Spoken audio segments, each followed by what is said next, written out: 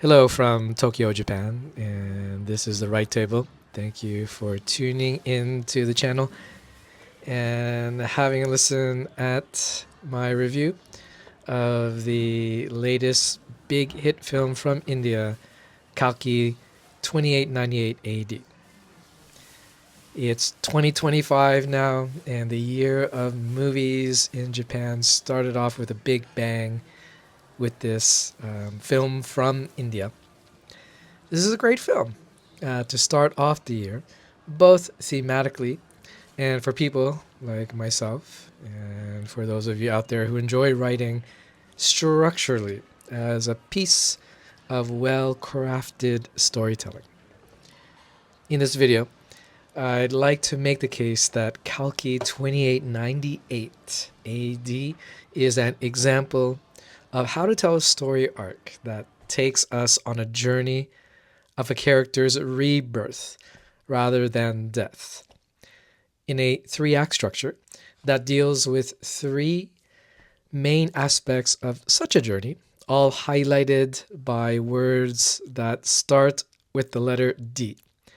That's the title of this video, The 3Ds of Rebirth Stories. Through this exploration of the film as a rebirth story, I hope to offer ideas that will help writers to tell stories that are both personal and universal at the same time, as such stories are a shared experience for people across cultures and across generations. So again, thanks for tuning in. Let's continue with the video, The 3Ds of Rebirth Stories as seen in the film Kalki 2898 AD. However, before we get into the 3Ds of Rebirth Stories, for the benefit of those unfamiliar with the film, let's briefly give a synopsis of Kalki 2898 AD. Kalki 2898 AD is a 2024 Indian Telugu language epic mythological science fiction film directed by Nag Ashwin. The movie features an ensemble cast including Amitabh Bachchan, Kamal Hassan, the star of the film Prabhas, Deepika Padukone, and my personal favorite, Disha Patani. Set in a post-apocalyptic world in the year 2898 AD, the film follows a group on a mission to save the unborn child Kalki, who is prophesied to be the final avatar of Vishnu. The story is inspired by Hindu scriptures and is the first installment in the planned Kalki cinematic universe. Alright then, so having said that, what exactly are the 3Ds of rebirth stories that I like to use the film Kalki 2898 AD as an example? In a three-act structure, we'll have in Act 1 the main character's destructive behavior. In Act 2, we'll talk about how the main character is destroyed by internal as well as external forces. And in Act 3, we'll look at how the character develops into a new sense of self after being destroyed. And after that, we'll look at an actual fourth D that I think highlights actually just how well crafted this film is as a rebirth story. So let's now take a look at Act 1, the self-destructive behavior of the protagonist. So in Act 1, the destructive behavior of the protagonist, we have in the film Kalki 2898 AD by Rava, played by Prabhas, who begins the story as a bounty hunter, trying to make his way to this upside down pyramid hovering over the city as a symbol of a kind of utopia that everyone underneath tries to attain to by acquiring the right number of units in order to basically buy their way into the utopia in the film known as the complex. What this represents actually for the main character Bhairava is two possible destructive behaviors. In the film, he talks about his backstory being raised by a soldier and learning from his surrogate father, so to speak, that there's really only one side that you should be on, and that's the me side. So, as the story begins, we'll ask the question just how selfish Bhairava will be, how selfish, how desperate he will be to reach his goal of going up to the complex. The second possible destructive behavior displayed by the main character, Bhairava, is this fantasy of the complex. It's something that inspires him and drives him to do what he has to do to acquire the right amount of units to enter the complex.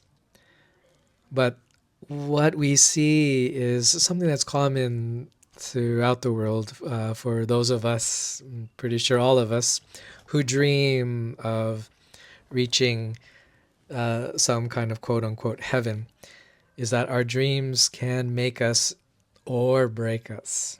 So the question is planted in the first act. Will his behavior become destructive to him?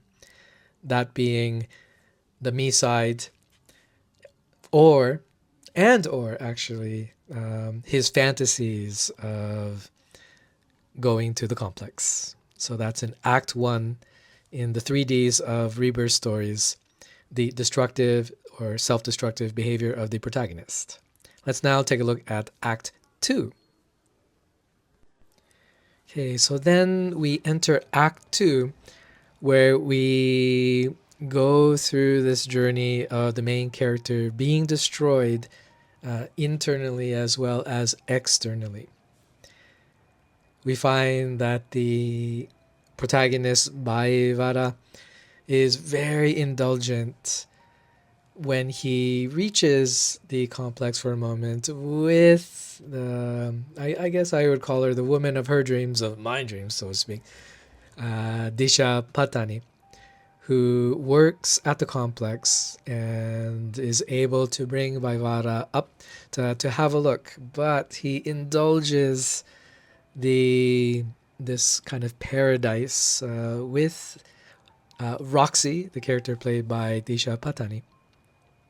And in that indulgence of exploring this world, the complex, and enjoying all of the riches and luxuries that it provides, he is eventually barred from being in the complex for breaking the rules. And what this does is that it makes him search for another way to find the right number of units to go back to the complex. And this brings him down a path of searching for some 80 who is played by Deepika Padukone. And in his hunt to acquire her and bring her back to the complex, he meets up with a protector of some 80, Ashwatthama, who just steals every scene in the film. This giant protector from a timeless age reaching far into the future of this post-apocalyptic world. And he just, I guess in modern terms, lays the smack down on Bhaivara, who then has to pretty much pick himself up, move into Act 3, which we'll go into right now. Okay, so in Act 3, we follow Bhai Vara in his attempts to rebuild and develop himself, which let's call the title or the category of Act 3 in a rebirth story the develop or development of the protagonist, who takes his trusted companion throughout the story, the machine or AI character called Buji. And he develops Buji, with the help of Buji, his vehicle to become this powerful fighting machine to go a second round with Ashwatthama. But I think a great question actually that comes from Act 3 in this development stage of the protagonist is that what separates self-development especially is when we develop ourselves to protect ourselves from the outside world versus developing and producing something despite the outside world, and to make the outside world as well as the internal world a better place for all involved. And ironically, in this development of the protagonist, what makes him truly developed, ironically, is being reconnected with the past, or that is to say, his roots. That's all I'll say about it, because when you actually see it in the film, it's just this grand scope of mythology and science fiction, really deep themes that this film, Kalki 2898 AD, just scratches the surface of, actually. So there in Act 3, I won't say how it turns out, but we have the protagonist, Bhaivada, developing himself to face off against the external threats, so to speak, one by Ashwatthama and the maleficent forces of the complex, who also want to acquire some 80, and the proposed last avatar of Vishnu.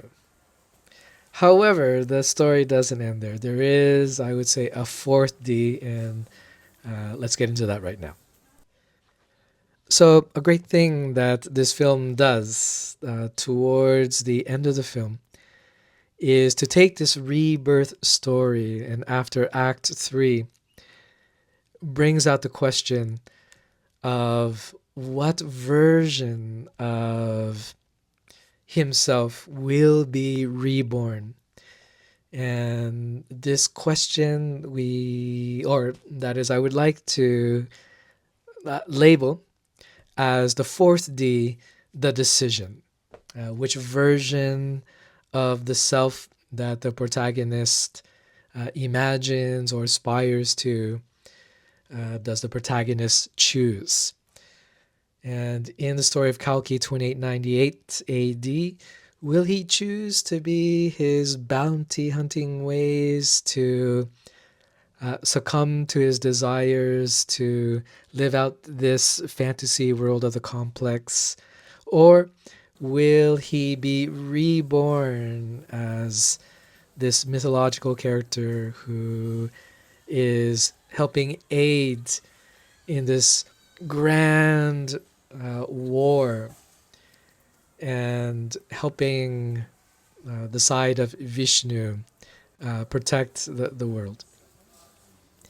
So that's what I think helps and is at the detriment of the film, because in Act 1 it is quite lackluster, trying to balance all of the action, comedy, science fiction, philosophy, mythology, what have you.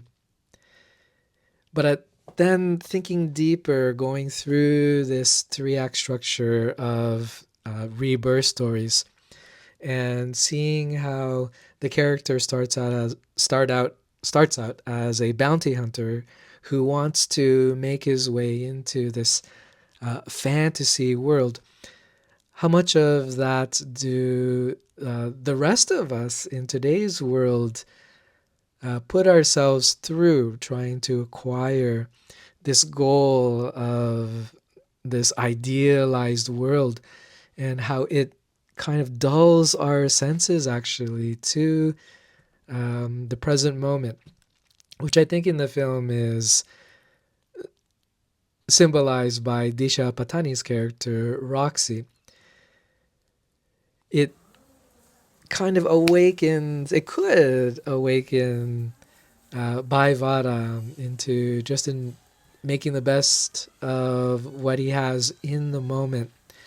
But because of his desire to be part of the complex, he just kind of meanders and goes through this cycle of hunting to collect the bounty and make his way, this almost unachievable goal to live out his fantasies in the complex. And in the film, it makes it a little bit dull, actually.